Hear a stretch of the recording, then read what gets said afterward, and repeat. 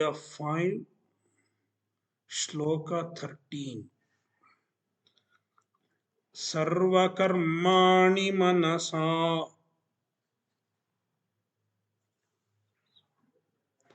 sannyasyaaste sukham vashi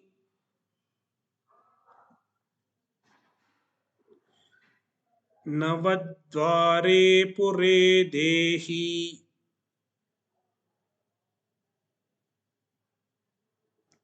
naiva kurvanna karayan.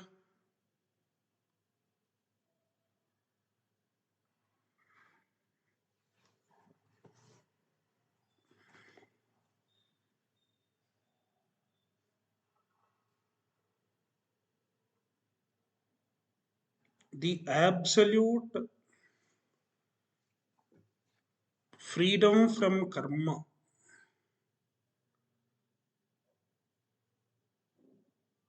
absolute sarvakarma sannyasa.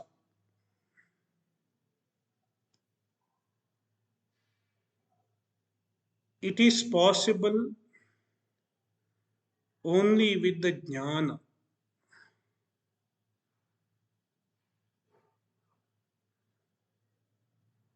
And it has been stated quite a few times in chapter 4 as well as in the beginning of this chapter.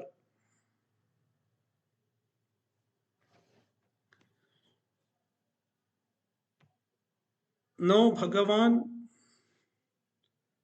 is discussing the same freedom from all karma, giving up of all karma by means of self knowledge.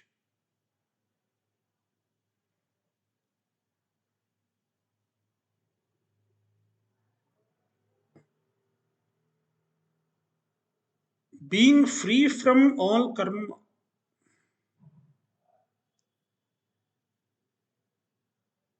means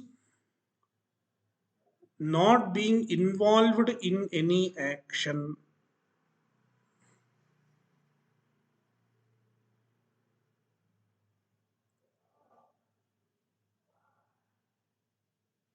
A karta, karta means a doer, an agent, doer of an action is called karta.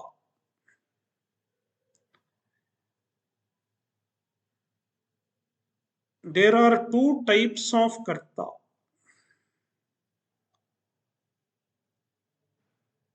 One is a direct karta, a direct agent.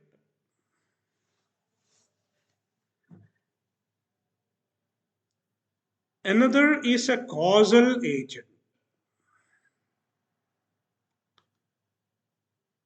Direct agent and a causal agent.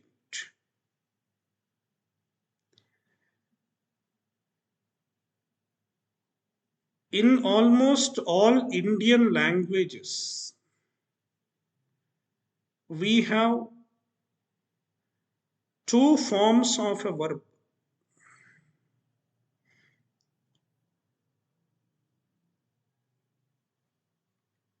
Let us take the example of Sanskrit. Karoti. Karoti means does.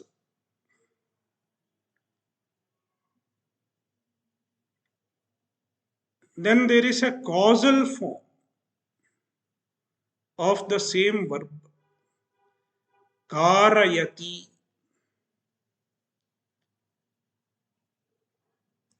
Causes someone else to do. Make someone else to do.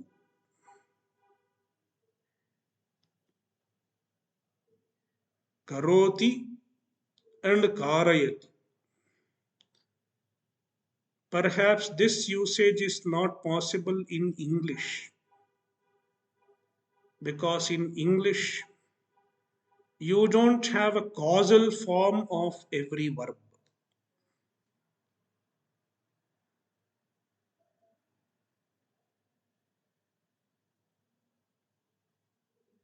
You can say Rama works. If I have to say Rama makes someone else work,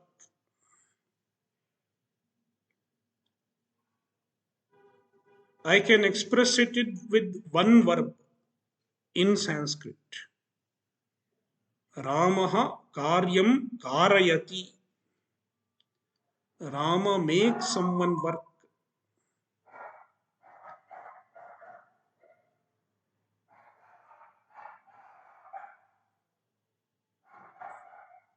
So we have two forms of every verb, a direct form, regular form, and a causal form. And correspondingly, there are two types of agents,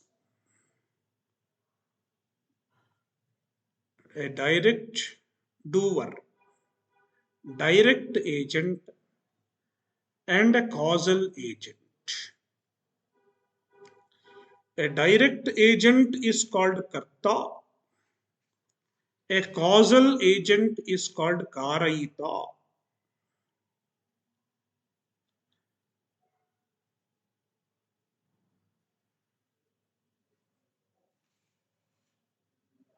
It is very much true in any crime. Suppose there is a crime, somebody killed a direct killer, and then there is an instigator. He does not kill himself, he has caused someone else to kill.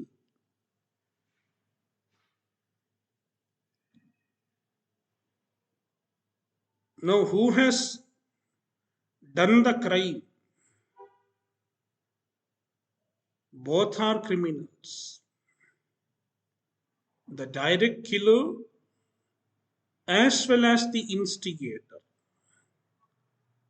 Both are involved in the crime. Therefore, both should be punished.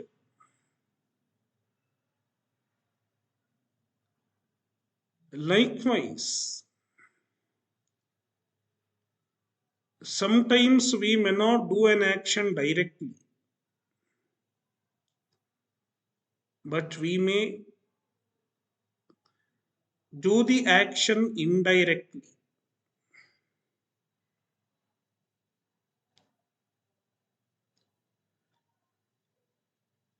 We may cause an action to happen.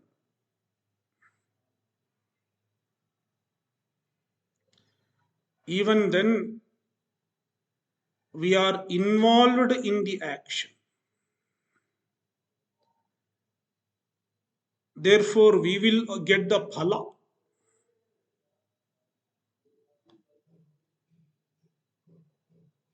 It is true with both punya as well as papa.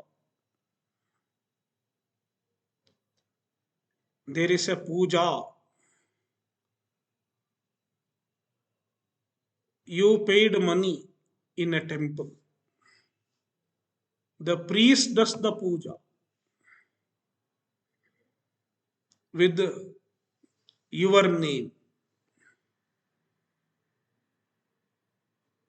Then who gets the phala?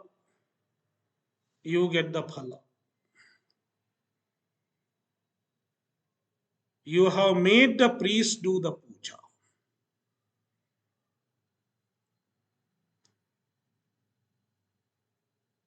So you are a karayita. And the priest is the karta.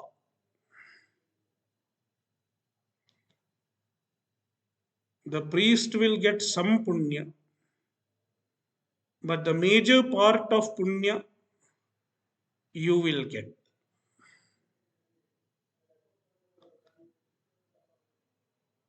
And it is true with the Papa also.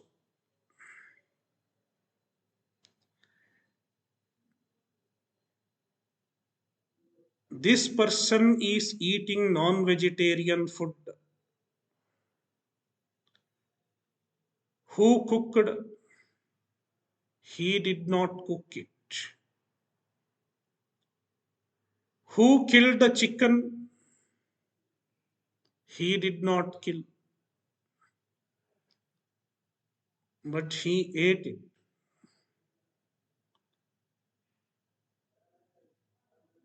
That means indirectly he has caused the killing as well.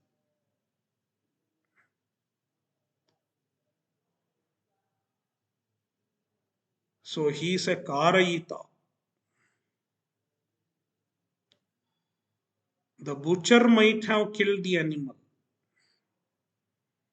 but he has killed the animal for your sake. So he is a Karayita. That is why Krishna negates both type of actions. One should be free from both the actions, both kartrutva and karayitritva. A direct doership, being a direct agent of an action, as well as being a causal agent of an action.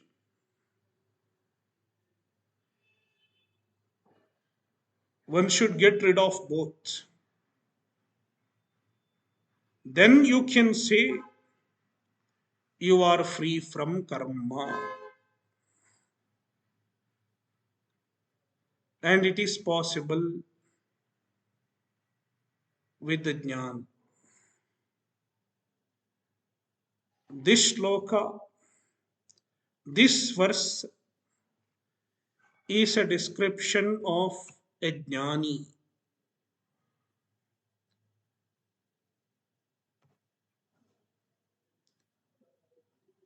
Vashi,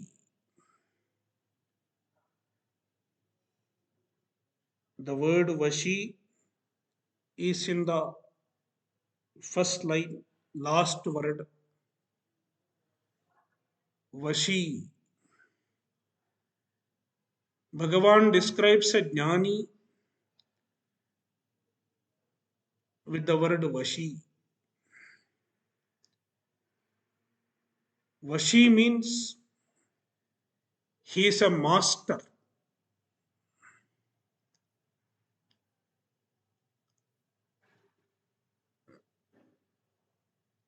Who is called master?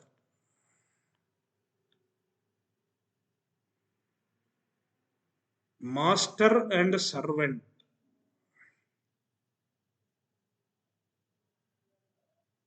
Master has his servants. The servants obey the master. They do what the master says.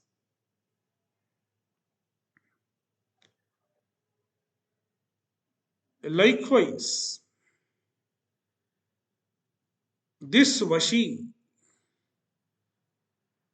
all his senses are his servants.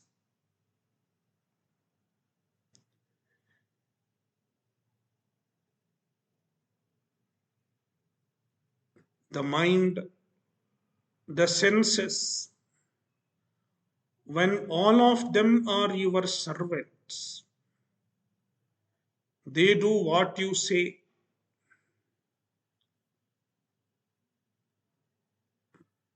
Then you are a Vashi, a real master.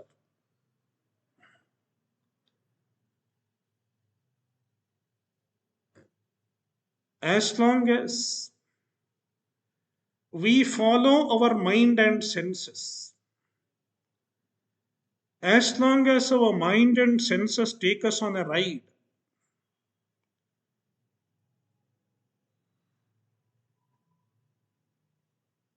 we cannot call ourselves masters in terms of spirituality. A spiritual master is a person with absolute say over his mind and senses.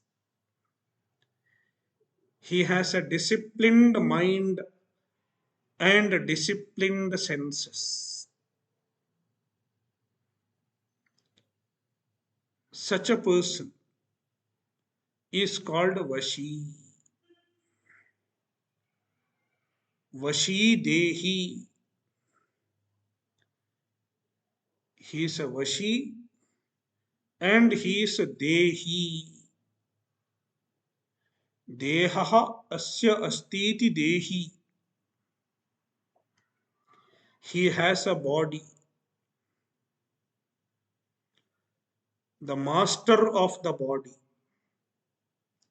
the owner of the body is called Dehi.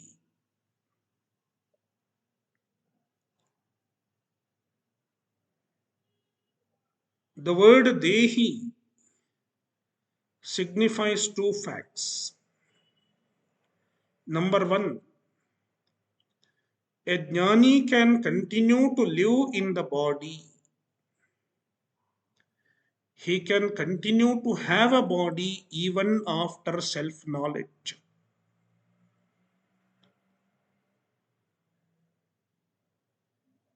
Number two,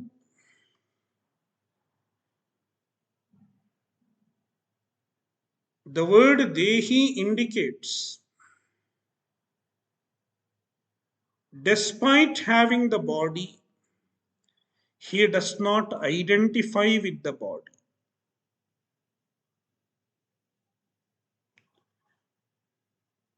An ajnani, an ignorant person, thinks of himself as the body.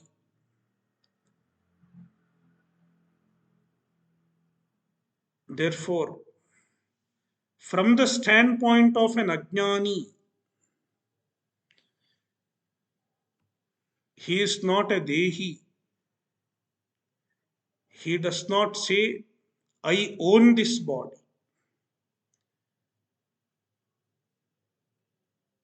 Instead, he identifies as the body.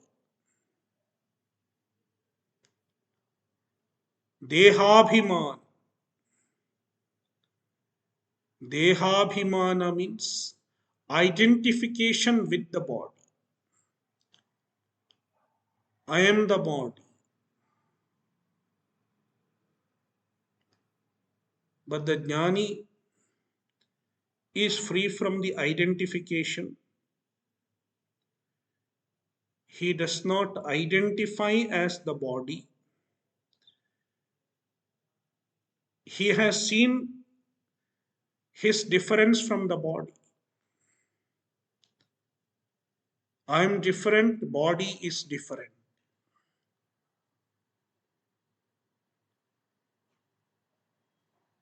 Therefore, he owns the body. You can own something only when you know you are different from that.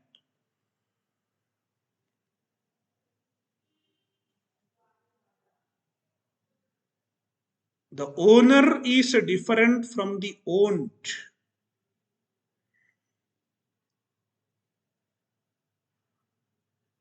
Therefore, the word Dehi indicates the understanding of the difference between body and self. Vashi Dehi. Sarvakarmani manasa sanyasya. Sarvakarmani sanyasya. He has given up all the karmas, given up all the actions. How? Manasa. The commentator describes the word manasa, jnanena, with the knowledge, by means of self knowledge, by means of understanding. I am the Atma, free from all changes, hence free from all actions. With this understanding, he has given up all the actions.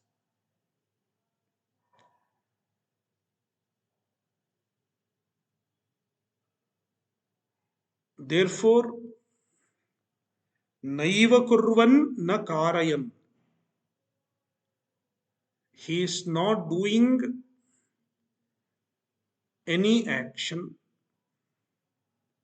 directly, and he is not causing any action also.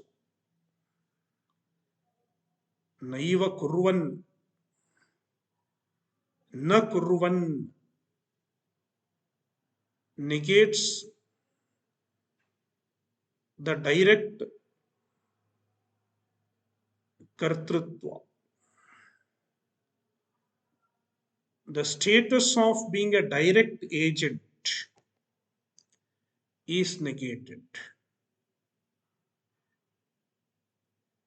Naiva karayan, na karayan negates the status of being a causal agent.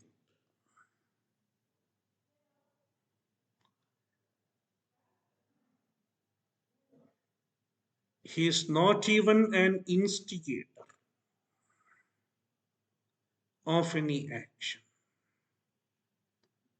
Therefore, absolutely free from all karma, free from kartrutva, and free from karayitrutva.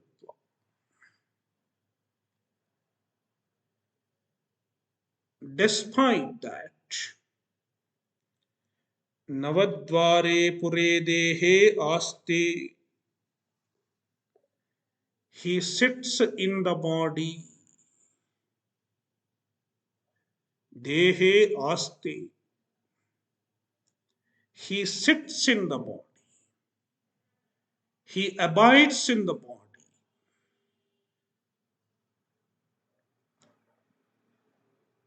And the body is described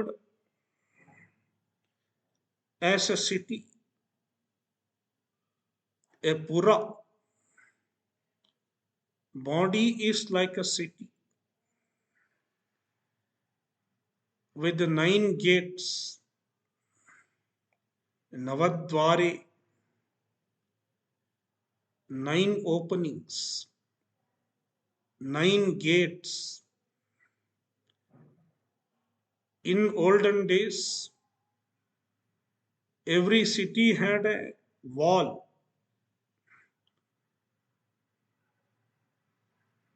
around it.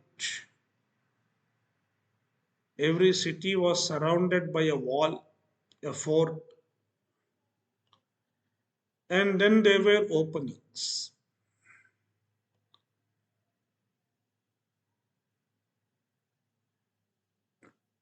If you look at some cities even today,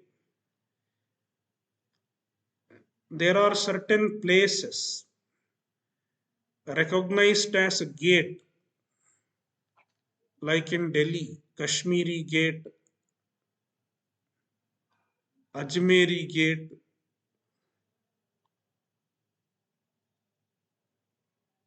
That means in olden days, there used to be a gate, an opening, which opened towards Kashmir.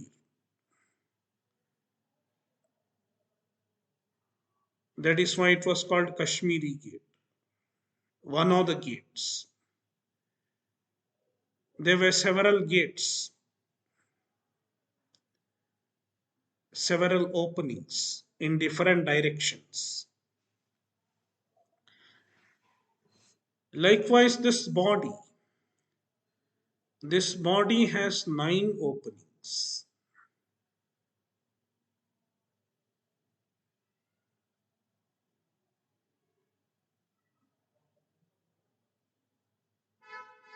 You can count the 9 openings yourself. I don't have to count them for you.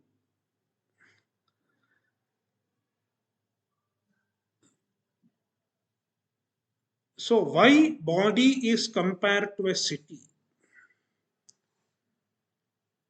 Even in Upanishad, you can find this comparison. Kathopanishad, Puramekadashadwaram Ajasyavat. Even Kathopanishad compares the body to a city.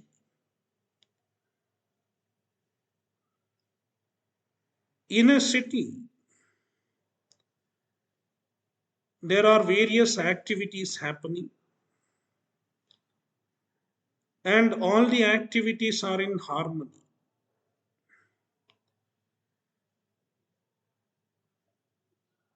What makes the harmonious functioning of the city possible? It is the presence of a king, the king of the city.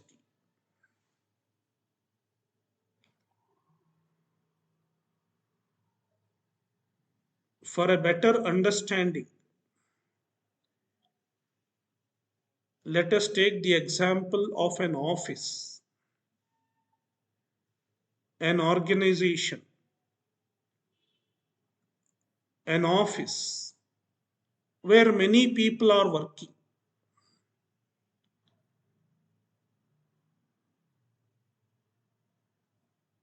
and all are doing their work without any chaos.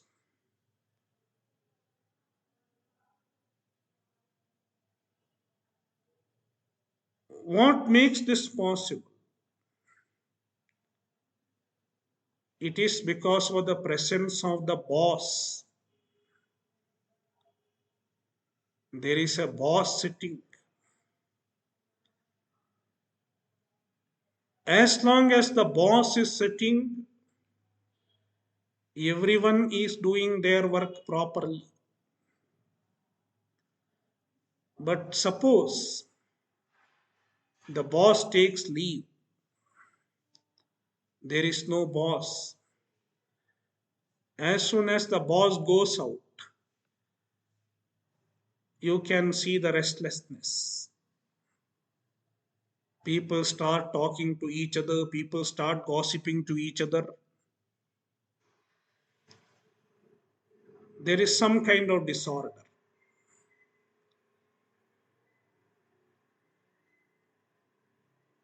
The presence of the boss ensures order in the company, order in the organization. Then, if you ask what the boss does, the boss may not be doing anything at all. In fact, he need not do anything. He should be just present there. By mere presence, he ensures order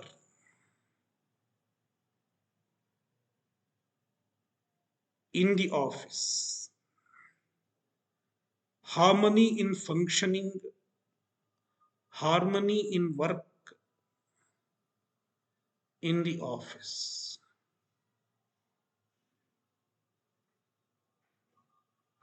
Likewise,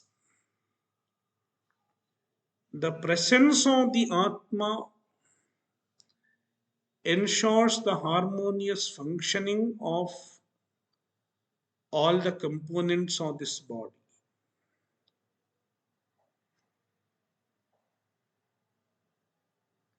ऊर्ध्वं प्राणमुन्नयति अपानं प्रत्यगस्यति मध्ये वामनमासीनं विश्वे देवा उपासते. The prana functions in harmony. The mind functions in harmony. All components of our body, they are working in harmony. They are working in an order. And it is because of the presence of the Atma. Atma is like a king.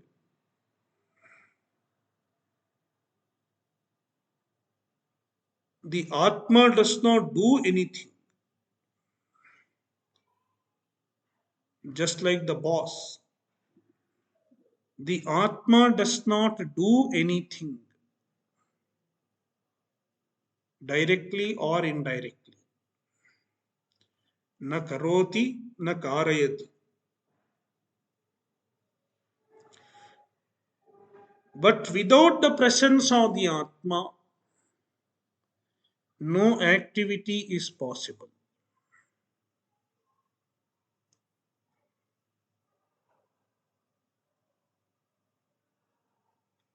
Atma does not do anything,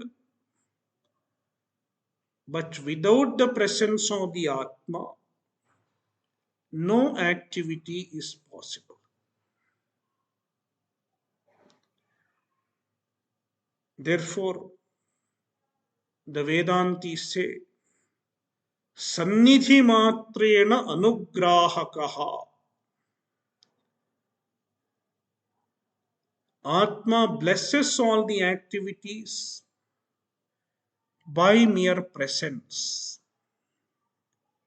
Sannidhi matrena, by mere presence, anugrahakaha, he blesses all the activities.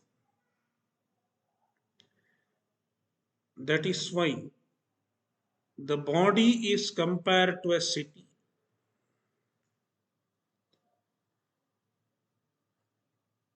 Where all the activities are enabled by the presence of the king, the boss, the Atma. Navadvare pure aste. The Atma sits in the body.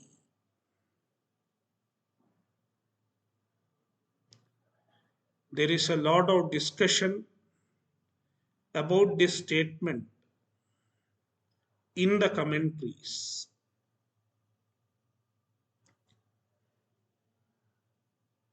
What does this mean?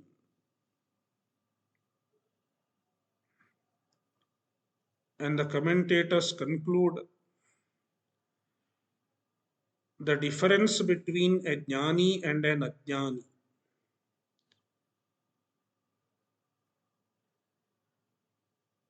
When we talk about an ajnani, an ordinary ignorant person, ignorant from a spiritual standpoint, he may be a very intelligent, highly educated, highly intelligent person, but from the spiritual standpoint, he is ignorant.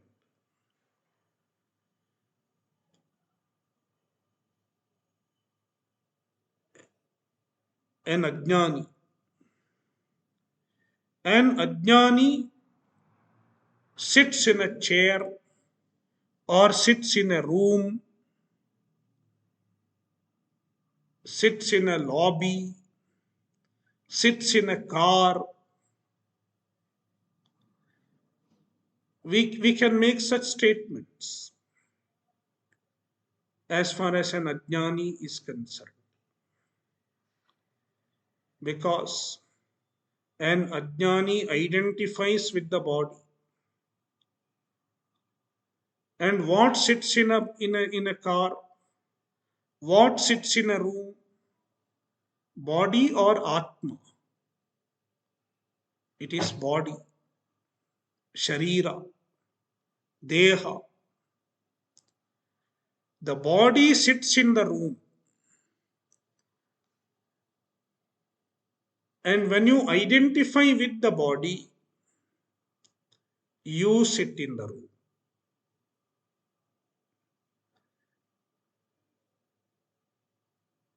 Therefore, with the ajnana, with the ignorance, one thinks, I am sitting in a chair, I am sitting in a room, and so on. But then a jnani has understood the difference between himself and the body. I am not the body.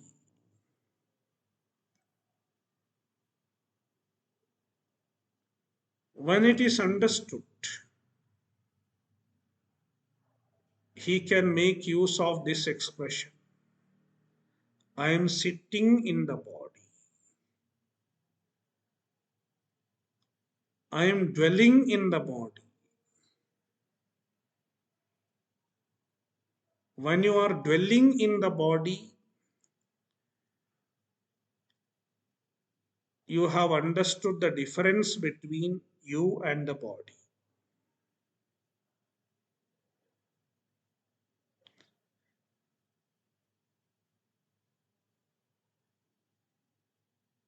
Therefore, dehe aste, navadvare pure aste. A jnani sits in the body city, with a clear understanding of the distinction between himself and the body. I am not the body, but I am dwelling in the body. I am expressing through the body. This is a jnani's understanding.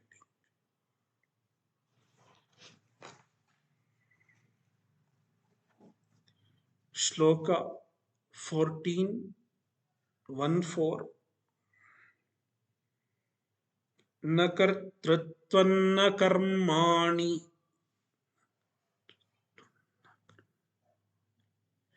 लोकस्य सृजति प्रभुः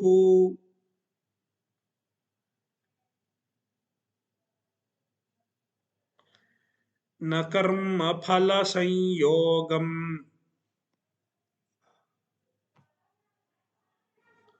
स्वभावस्तु प्रवर्तते.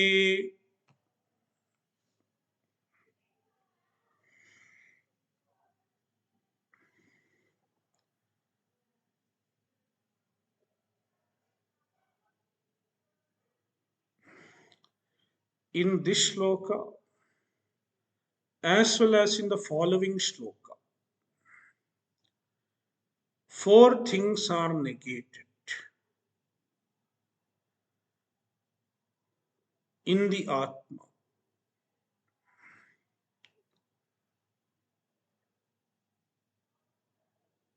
Number one, kartrutvam, the status of being a direct agent.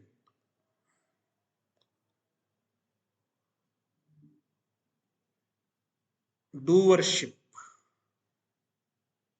a direct doership is kartrutva.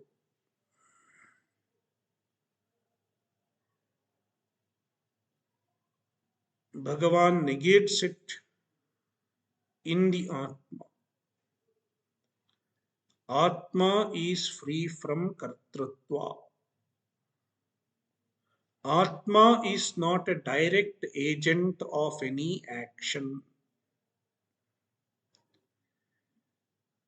Number two, Karayitritva, being a causal agent, being an instigator, is also negated. Karayitritvam is negated. Number three, Bhoktritva. Bhoktritva, the status of being an enjoyer, the status of being an experiencer of joy and sorrow.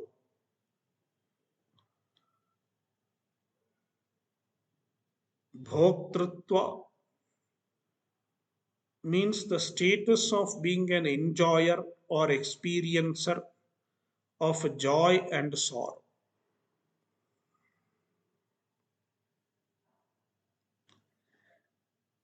It is also negated. Atma is not Atma is free from Bhoktritva. Atma is not an experiencer of joy and sorrow.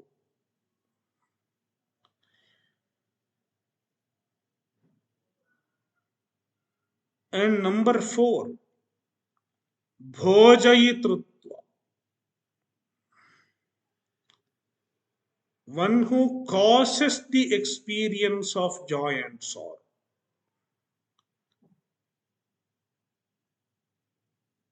The status of being the one who causes the experience of joy and sorrow. The giver of joy and sorrow. Who is the giver? Who gives joy and sorrow? It is the Ishvara.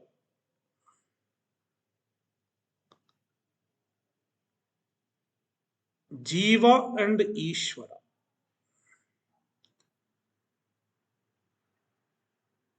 Jiva is the doer and enjoyer. And to some extent, the causal doer also. Karta, Karayita, and Bhokta. All are Jiva, an individual. And Bhojayita, Bhojayitrutva. It belongs to Ishvara.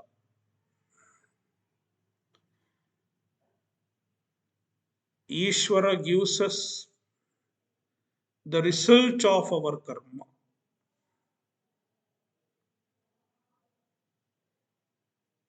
And the results are in the form of pleasure and pain, joy and sorrow, pleasurable experiences and painful experiences.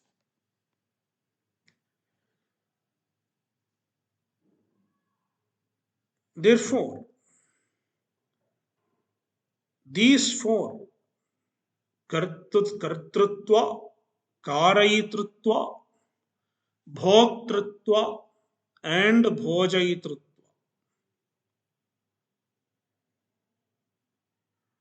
when these four are present, the Atma becomes a Jiva or Ishvara.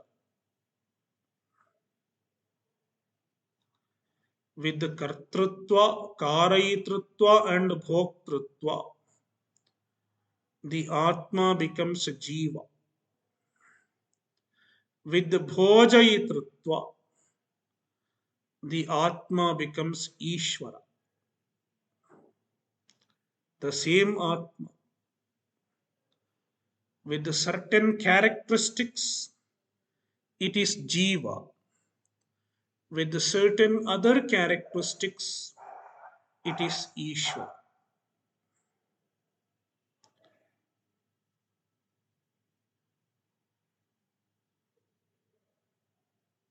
And now Bhagavan negates all four. By negating all four, he has negated the Jiva as well as Ishvara status of the Atma. The Atma is essentially free from both the status of Jiva and Ishvara. It is neither Jiva nor Ishvara. It is the pure self, pure Brahman, pure Paramatma.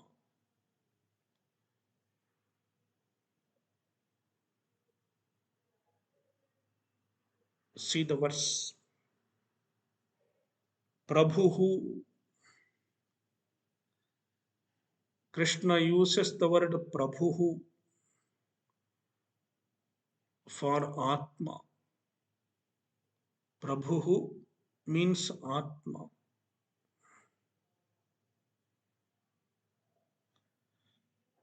Lokasya kartrutvam na srujati, lokasya karmani na srujati. He does not give rise to karma. He does not give rise to action. Lokasya karmani na srujati. He does not give rise to karma of an individual. Meaning, he is not a doer who produces karma, who produces actions, who initiates action, the doer, karta. Therefore, karmani na srujati negates kartrutva, the direct doership. Na kartrutvam srujati. He does not make anyone a karta, does not cause anyone to become a karta. Means he is not a karayita. He is not a causal agent.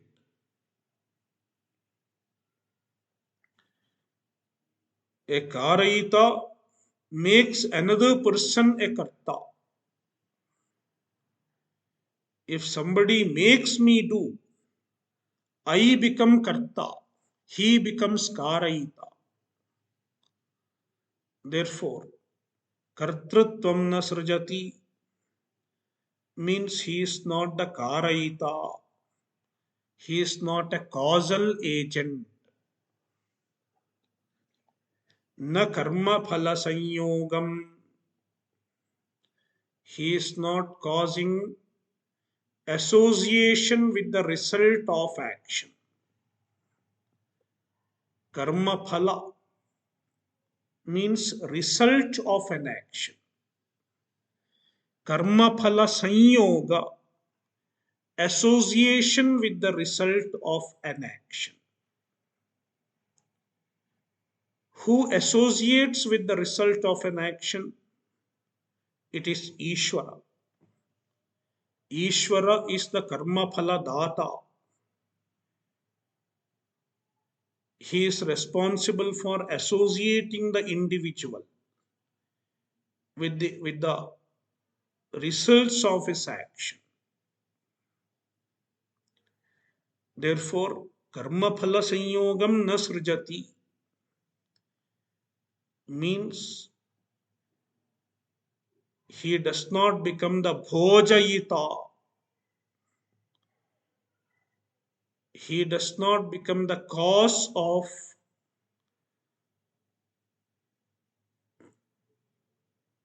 the results of action.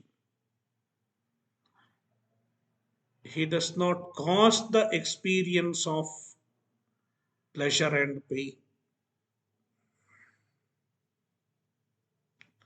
Free from bhojayitritva means free from the Ishvara status as well. Then what makes all these apparent differences?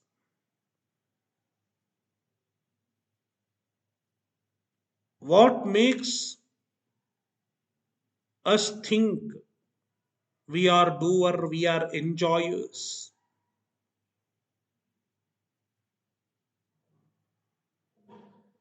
Swabhavastu pravartate. It is our swabhava. Swabhava indicates avidya, ignorance. It is all ignorance which functions,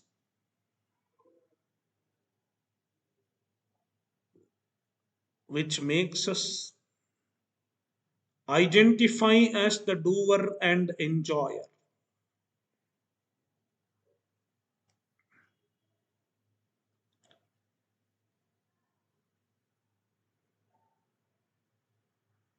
Swabhavastu pravartate. The swabhava, avidya, it works. It is at work. When we identify as doer, when we identify as enjoyer, and when we start complaining, all complaints are with the doer and enjoyer. As soon as I become the doer, I complain. As soon as I become the enjoyer, I complain.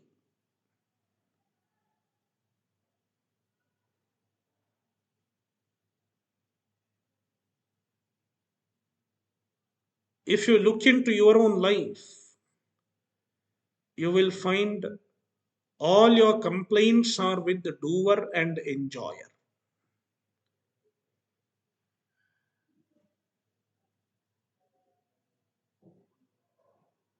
You can complain as parents. I could not bring up my children properly.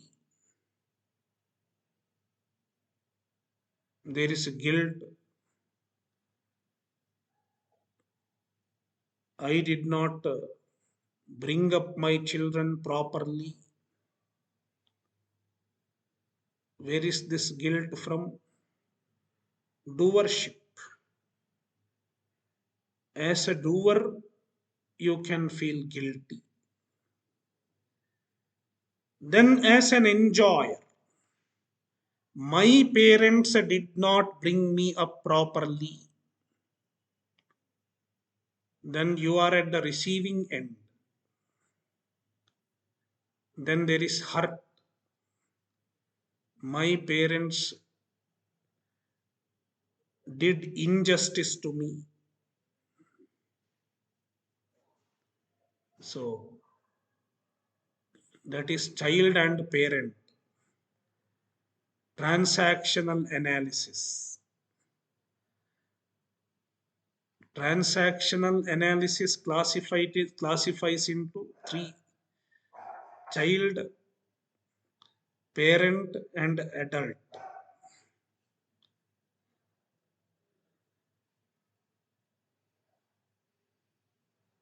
Even there you can see doership and enjoyership. This model is different. Here just doer and enjoyer.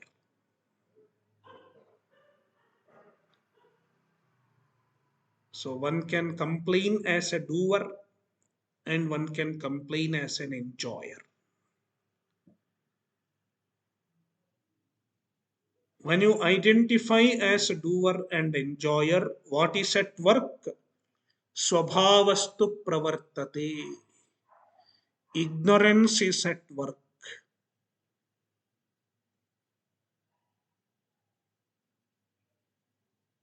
Therefore, if the ignorance is removed, you are not the doer, not the enjoyer. And then you are free from all complaints. It is called moksha. Being free from the need for complaining,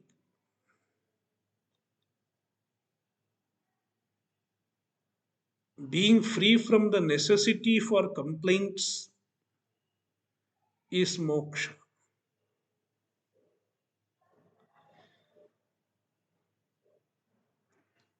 Om Purnamadah Purnamidam Purnat Purnamudachyate Purnasya Purnamadaya Purnameva Vashishyate.